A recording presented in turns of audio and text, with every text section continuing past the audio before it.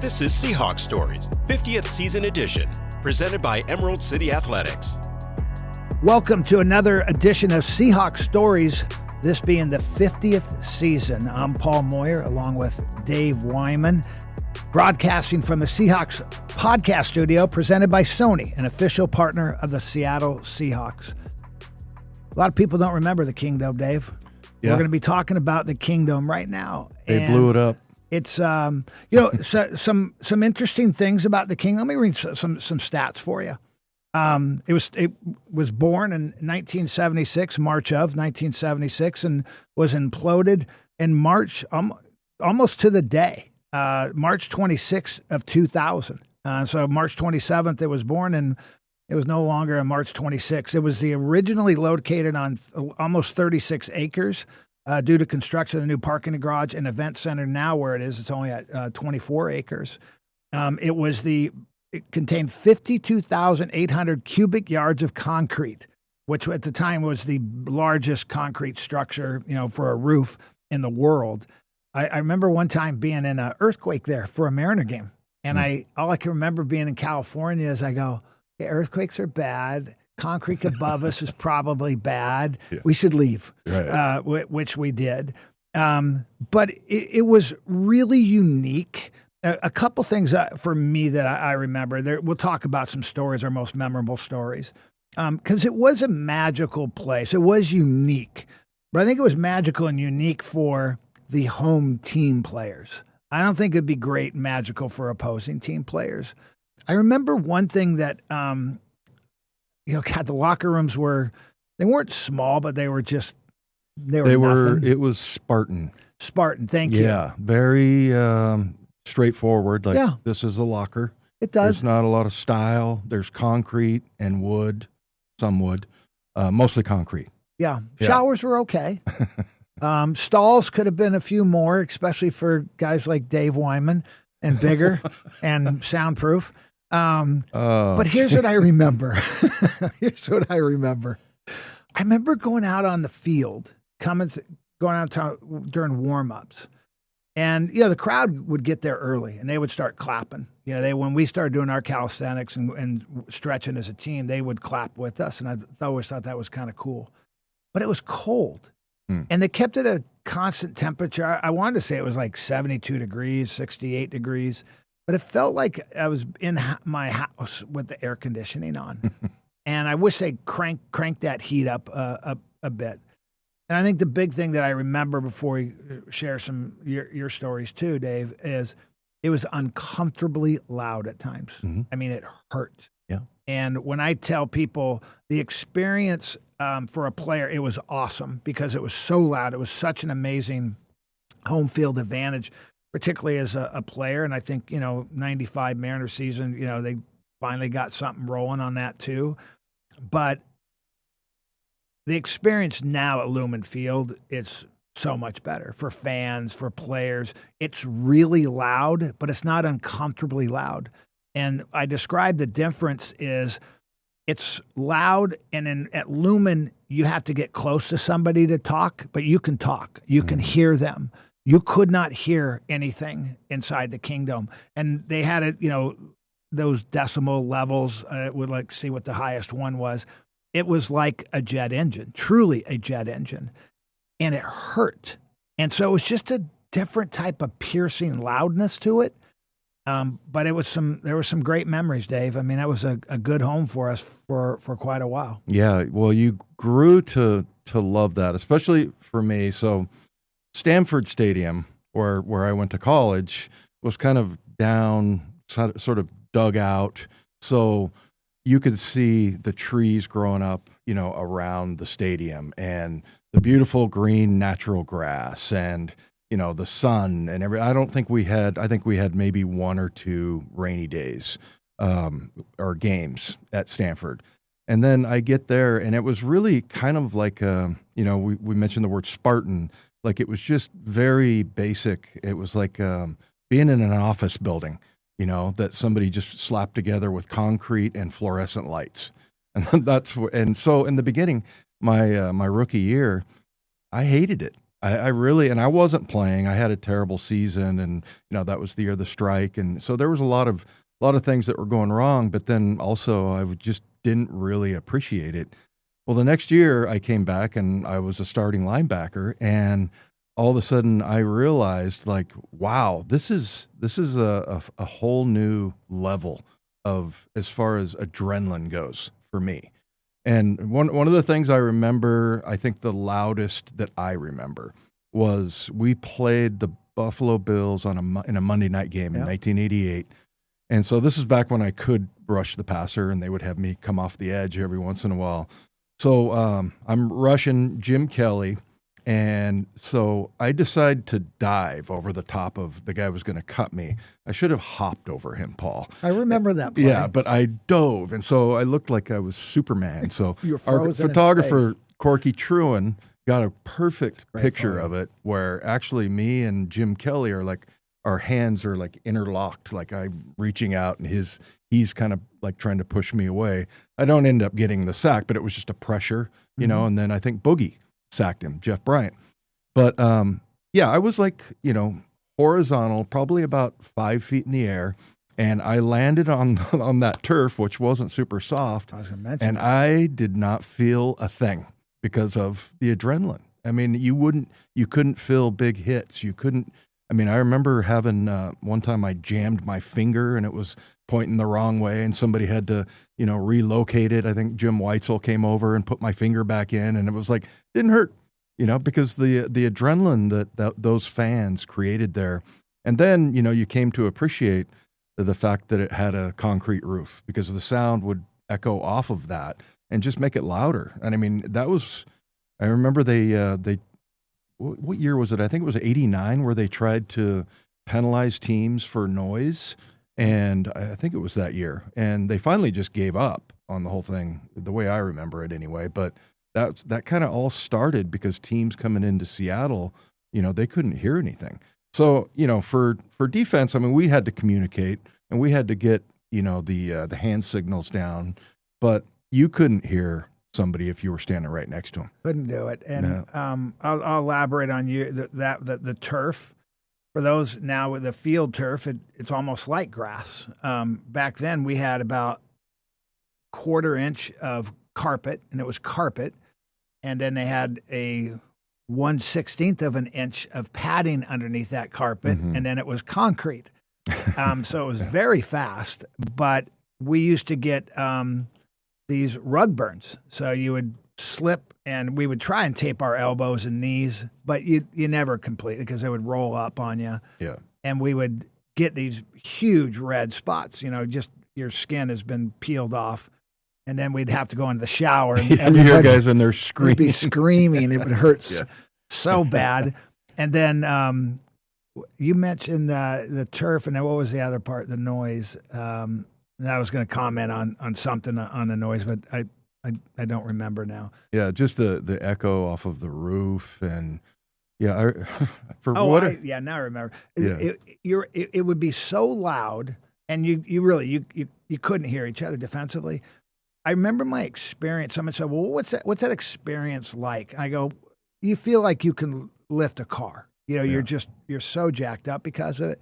But I remember as a DB at time, I felt like I was in a Madden game, just watching the game from it was so weird because our pass rush was so good because of the crowd, and the quarterbacks would complain, "Oh, this was it." And because of that noise, they literally had an NFL rule that if you didn't quiet down, they would penalize the defense 5 yards. Right. And we would have to tell the crowd to be quiet. Now, can you imagine that today? That you have to be quiet. I mean, it's unheard of. I remember John Elway. He would work it. He would get up there and the play clock is starting to wind down. It's getting 5-6 seconds, and he would turn to the refs like, "I can't hear." Yeah. And then they had to make a decision. Do I say get back under the center and go? Do they stop the clock? Do they warn the crowd? That didn't play out very long. I mean, they didn't really call that on us. It was just, it really slowed the game down. All it did was it made the crowd louder. Yeah. They would turn on it. Let's talk about a couple things as well. I'd mentioned that it was on 39.5 acres. So a part of that was the parking lot. So today you go to Lumen Field, there's a parking structure on the south side. There's a small area, obviously, on the north side, but it's not very big. But back then, the parking lot was pretty big on both sides. And so we used to park there with the fans, the 12s, and we would walk into the stadium and they would greet us. Today, they come into a nice, secure spot. That's a different world. We get it. The fans don't get to interact with the players like that. And something that was fun that we used to do is we would tailgate with them after the game. Yeah. We would go out, our families would wait for us in the tunnels, and we would greet them. And sometimes they would go out to the parking lot with us.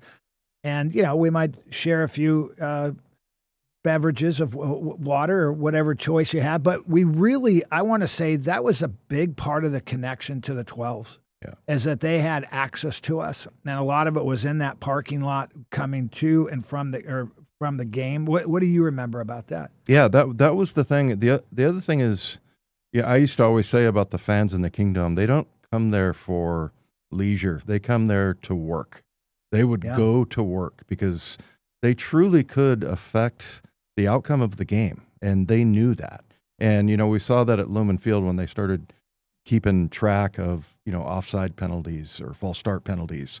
And they just, it's a defiant group of fans here, I think, that there's no way you were going to shut them up, first of all.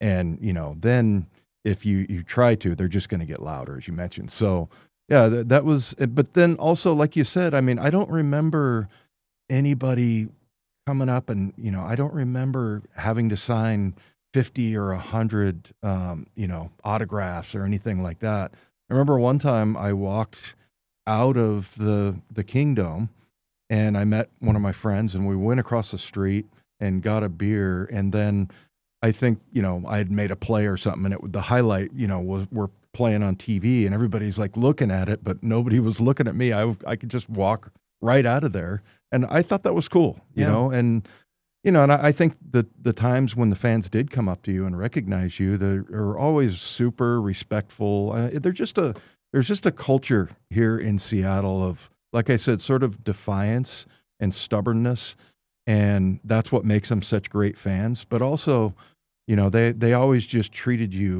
me anyway, just like a normal person, and it was a really different, and like I said, coming from Stanford, it was just such a different environment, but I just grew to absolutely love the Kingdome. I loved going, and anytime, we had a home game, I always felt like, hey, I don't care who it is, we got a chance to win. It was definitely a multi-purpose stadium. The Mariners obviously played there. The Sonics played there for many years.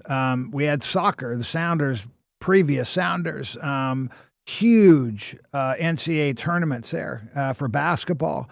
Volleyball, I mean, everything, concerts. I remember going there for a bunch of different things. But one thing I do remember about the Kingdome is we shared it with the Sonics, the Mariners, and obviously the Seahawks.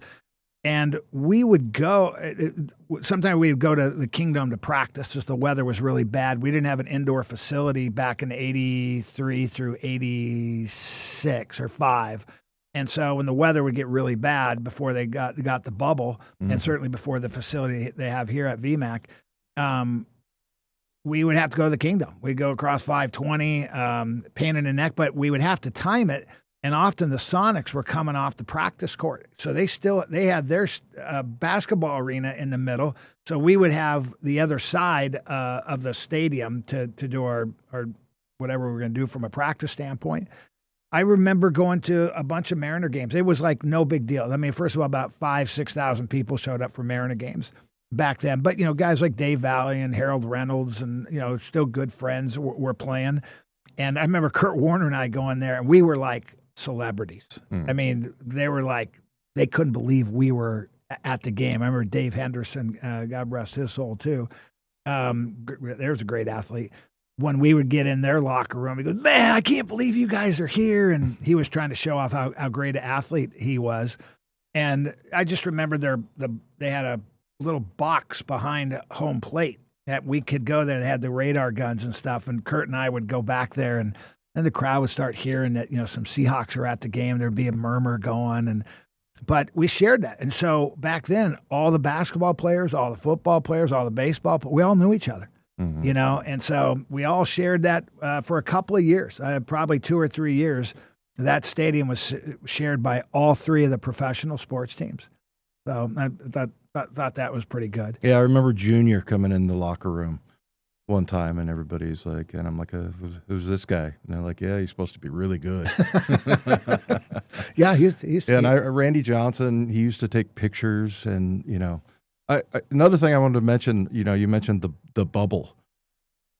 That bubble looked like a maggot that laying on the ground. It was really pretty ugly. Oh, give some insight. Share where that was and what that looked like. Well, it was in Kirkland in a really nice neighborhood. Yeah. So, and my point is, I think this is another thing why Seahawks fans are so loyal. Like a lot of people in that neighborhood with the homeowners association and things like that would be like, why do I want to look at that thing for, I think it was up for 3 months, 4 months, maybe a year. Just during the season. But I feel like the neighborhood, the people there knew that, that was so the Seahawks can practice indoors. So I'm not going to worry about it, you know, and I if that was probably in any other NFL city, I think people would have complained about it. And I think the Seahawks made concessions and everything, but that bubble was really unsightly. It wasn't a good It was a look. white tent. It was a white tent. So since we're on that, I was at the first facility, which was at Carillon Point in downtown or in Kirkland.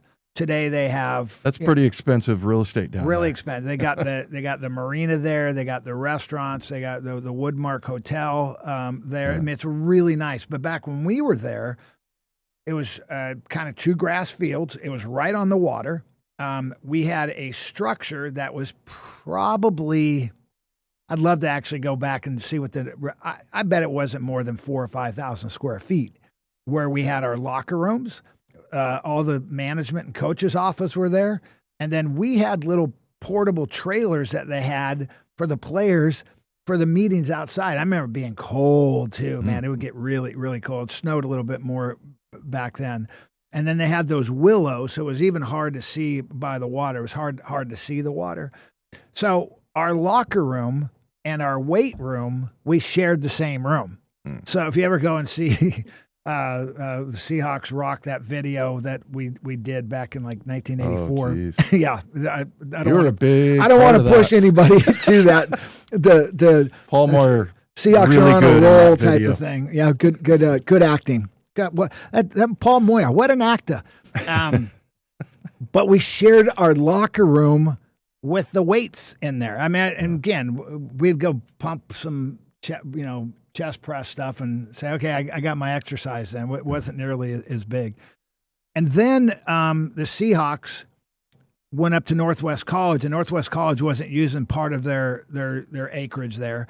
And so they built and leased a structure and built, and it was so nice. At that time, it was like, wow, we actually have our own lockers and we have our own weight room, even though it was still pretty small, and much nicer upstairs for all the administration and things, which, by the way, you could take that big building, which I thought was big at the time, and you could put that probably in the indoor practice facility and put 2 of them. Yeah.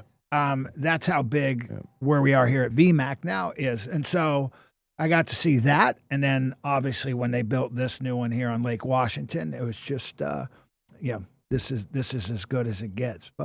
But some memories, Dave. I'll hit you first. You got 1 or 2, let's just say favorite, not memorable, but favorite Kingdome memories. Yeah, I think that Monday Night Football game against the Bills, because remember the Bills were pretty dominant at that point. I remember they had Cornelius Bennett and Jim Kelly and Shane Conlon. They had some really good Bruce Walter Smith. Thurman. Or not Walter Thurman, but Thurman, their running back. Yeah. I'm drawing a blank on his first name. a blank too. But yeah, and they came in there, and I think that, it was a Monday night game. That was really cool. Thurman Thomas, thank you. Thomas, Thurman Thomas. Great, really good running back. They had good wide receivers. Davey, that was one of my more memorable interceptions where I laid out across the field on that one. I remember that.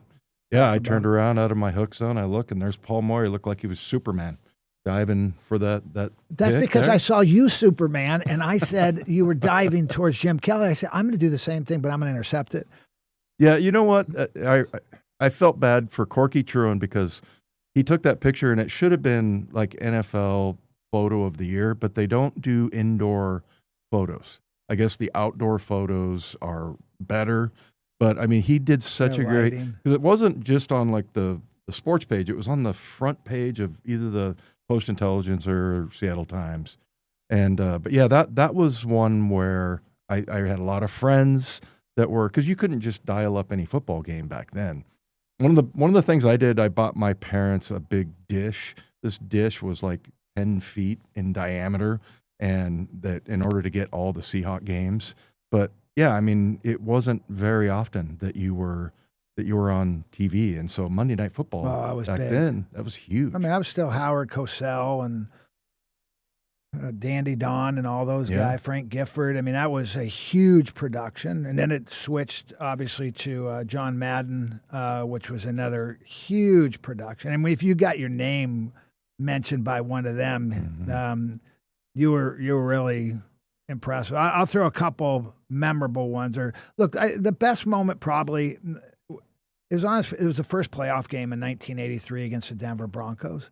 It was just so electric. We were playing well. We destroyed them. So the crowd really got to celebrate with us. And I remember going into the locker room and the crowd didn't leave. Give me a little goosebumps here because we came back out and we ran through the whole around the whole Kingdome, and we're high-fiving all the fans. And, and obviously, as I mentioned, we end up going to the AFC Championship game. So that was really, really cool. The one that I don't like, but it played so much, is the one Bo Jackson had that 96-yard touchdown run. Unfortunately, I was on the field at that time. Boogie, Jeff Bryant, still thinks I got in his way.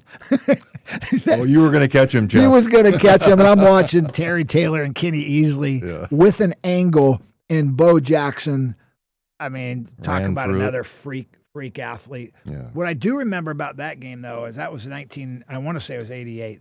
It was 87. Excuse me, 87. It was next year in 88 when Chuck Knox said, that's never happening again. And we got, you guys have heard this. I've apologized. I feel terrible. I cursed Bo Jackson out every play. I was in his ear. I figured, look, I'm not as fast or as big, but I got to get it into him mentally. And, not proud of those moments. But, at the time, you do what you got to do to win. Let me throw down what the top 10 moments are voted on by the fans back in 1999. The first home win was versus Atlanta back in 1976. That's a long time ago. First regular season win over the Chargers after 8 straight losses was 1981. First home playoff win versus Denver, so mentioned that one. 4 pick-6 games versus Kansas City in 1984. It was part of that. That was just a wild game. 4 interceptions for a touchdown. For touchdowns. That's unbelievable. Yeah, that 84 season was me. Clinching a playoff berth versus Detroit in 84. That one I don't remember, but I don't remember that one. Interesting. Beating the defending Super Bowl champ Raiders in the AFC wildcard game in 1984. That was a memorable game. That was was it 13-7 game, just a slugfest. They were the Super Bowl champs, and so that was a nice win for us. Largent breaks NFL record for consecutive games with a pass reception. That was 1986.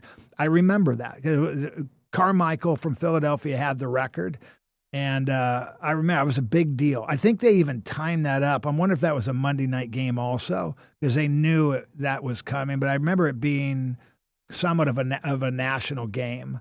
You remember this one, and it was Largent's revenge hit on Mike Harden. And I remember that because I don't think I was even playing that. I think I was hurt, and maybe it was my last year. Was that in 1989? It was 88. Was it 80? Well, Yeah. then I was playing. Never mind. I have a love-hate relationship with that play. For those who don't remember, Steve, first game of the season, Harden catches him right here, breaks pretty much everything in Steve Largent's face, who probably had just one bar at the time. I think he ended up going to two after. And, we get them towards the end of the year, and we throw an interception, and Harden's running around, and Steve Largent decleats him, causes a fumble, and jumps on the ball. And the reason I have a love-hate relationship is it's such a great play. I mean, it's and it's one of those, it's a movie script, right? I mean, you got your Hall of Fame, great human being who gets sucker punched, sucker play, dirty play. Today you would have been fined, kicked out of the game, suspended for that kind of play. I mean, that's just not even tolerated. That was just I think it was a 15-yard penalty. I don't even know if it was. Because back then, I don't know if that was illegal. The love part is, God, I'm so happy that it happened to him. But I'm like, all the hits I've had in my life, and everybody talks about that hit, or all our defensive. I mean, we get paid to hit people, right? Yeah. And Steve's had one hit in his life, and it's played over and over and over again. So that's my love-hate, but I was really happy for him on that. Well, it was just so poetic that he got revenge. I mean, it was such a Steve Largent thing, because he wasn't going to do anything illegal to get back at him. I'm sure that Steve in his mind had forgiven Mike Harden for the hit that he took. But yeah, I remember that was the hit in Denver that was my very first start. First game of the year. Yeah, it was the first game we ended up beating him there. But I remember him being in bad shape. And then, and I would say that was the moment where it got the loudest in the Kingdome, was when Steve got the revenge hit, I think, for sure. And everybody knew what was going on and, what was on the line, and, that whole dirty hit. Like you said, he put his elbow right in Steve's face. I mean, it was it was nasty. I mean, it was knockout city. I mean, it's concussion. Yeah. All kinds of things. That was crazy. Pete Gross, Ring of Honor. First Ring of Honor. Pete Gross, the great play-by-play, and Steve Rabel has taken that and honored him, and they worked together for a long time. I remember that was November 30th, 1992. That was the 92 season. I was coaching. You were playing at the time, Dave. And do you remember much about that? Yeah, I just I always had an affection for from Pete Gross. He was just the nicest guy and just did such a great job. And I remember, actually talking to those guys a lot. I don't know that a lot of the players, maybe I didn't know. I used to talk to Rabel on the plane, and I don't know if he was one of the trainers, or maybe he was. I don't know what he was doing. Oh, they broadcast the games on the radio. I didn't know that. But yeah, I remember getting really close with Steve back in 1988, 89. We talked the whole way home from a trip to Cincinnati after a game. And but no, I knew who he was. But Pete Gross, everybody knew who Pete Gross was. And, I talked to him a number of times, and I remember right before he died, he was there, and I think it was 2 days before he passed. It was. He was there doing interviews. And I remember him interviewing me, and I was just looking at him going, oh, man, I am so sorry. I mean, it was just, he was so sick. Yeah, he was very jaundiced at that time. Yeah, and, he was there dutifully doing his job, getting interviews. And I was and then I think it was 2 or 3 days later he passed. So, yeah, I mean, he was such a huge part of our team, and everybody knew Pete Gross. I mean, his voice, and now Rabes is that guy, the voice of the Seahawks. Yeah, I was fortunate. It was one of the last road games. Back then, I was coaching at the time, and the coaches sat up in first class. Rightfully so, I guess. I don't know. Nowadays, I think they probably switch that around. But I remember Pete was, like you guys do, flying the team plane, and they brought him up to first class. They sat him next to me, and we went somewhere back east because it was a pretty long trip. And I'd known Pete for a long time, but it was in passing. It was nothing where we hung out before. I got to spend 4 hours or so with him, and I asked him so many questions, just about his life and how he got into this and his passions. And so so that was a real blessing. And as you mentioned, Dave, we was on a Monday night, the first Ring of Honor. I mean, what a tradition that has become. Mm-hmm. And 2 days later, he had passed away. It was a very memorable moment. So those are some of the fan ones. I'll give you the loudest.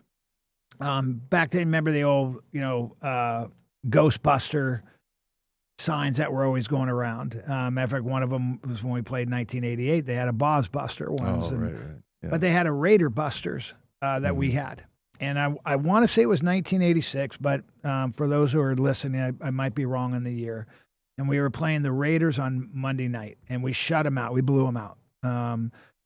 It was so loud, and everybody had their Raider Buster shirts. I think there was kind of a whiteout, T-shirt. Mm-hmm. Matter of fact, another thing in the Kingdom. Do you remember when they used to make the kind of paper sign? They had the Rat Patrol for the special teams. For Rusty. Yeah. Rusty, yeah. And I remember, and they would have all the special team guys on there and like created characters.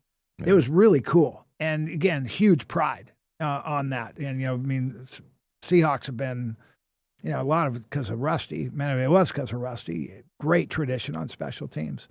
But I remember this, I'm going to call it 1986, and we shut him out. We blow him out. It was so loud. It was one of those days where this is where Dave goes, that doesn't work, Paul. But it was so loud, we would tape the little ear holes because it would be like you put your hands over your ears so Dave can understand it, which, by the way, I just saw one of the Seahawks guys. They did that inside theirs too. But it was so loud, you tried to put something over just to get that type of noise that hurt you. I mean, it hurt. You almost want to put your fingers in your ears. And it was the Raiders were the most hated team by the 12s when we were in the AFC. Mm-hmm. Denver was a close second. Kansas City was never any good, even though we couldn't beat them in Kansas City. They had really good teams. I mean, they great defenses back then. But what I remember, again, my biggest memories of that Kingdome was just how loud it was, how much passion the 12s had in it. I mean, as you said, Dave, they came to work. Yeah. I remember going to, again, concerts there. I remember going to all kinds of sporting events. So it was a good home for a very long time. Yeah. Well, this is a weird memory, but I remember when we would stretch and you do the one where you go on your back, and I remember looking up, and there was like a little door up there in the very middle of the Kingdome, and I'm like, what would that be like if you were up there and you just like opened that door and looked down? And I just remember thinking, man, that would be a long ways to fall. But I just would always, and it got in my head. So like every time I stretch, I would look up at that little door and think of something. I don't know. But I think of more and more about, because funny, Dave, I remember looking up there too, going, man, it's really high up there. What's up there? Yeah, weird. Right in the middle. Weird. There was a door. Weird moments. I forgot my train of thought on this last one, but some good memories, obviously, and it treated us right. A lot of great wins were there. Our first AFC championship in '88 was there. We gravitated to. I remember one. Remember when the tiles fell? You might have been gone. Yeah. You were probably gone by then. And then that's when we had to move to Husky Stadium for half the season, which was really odd. And I remember how great it was just to get back into the Kingdome, even though that was like '94 and we couldn't win a game anymore. But some great memories, and appreciate everybody listening to those memories of the Kingdome. This NFL season, feel every play, every hit, every moment with the Sony 1000 XM5 noise-canceling headphones, the official headphones of the Seattle Seahawks. With premium noise cancellation, you're in the zone. No distractions, just pure football. Whether you're in the living room or on the go, you'll never miss a beat with Sony headphones. So again, thank you for hanging out with us in this edition of the Seahawks Stories on the 50th season.